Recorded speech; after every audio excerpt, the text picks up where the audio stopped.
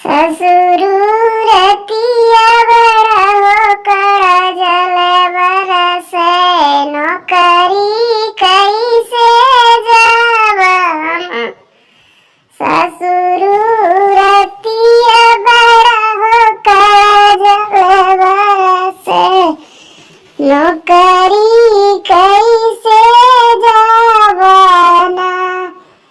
मजा लगई जूतावा पहिनबे त न बहनई छतवा ना। मजा लगई जूतावा पहिनबे कर पर रेल चलइबे ना।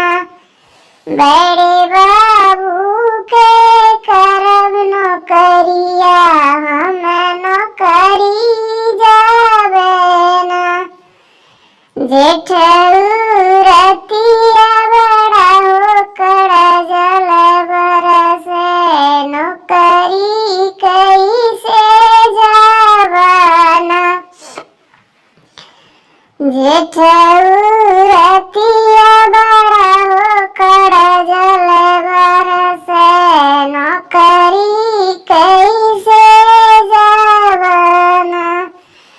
छतवा चढ़इबे मजा लगइबे बड़े बाबू से मिलबे ना।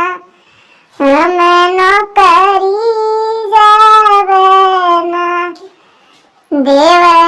देवरुरतिया बड़ा होकर जल बरसे नौकरी कैसे जाब ना। सेठवा पहिन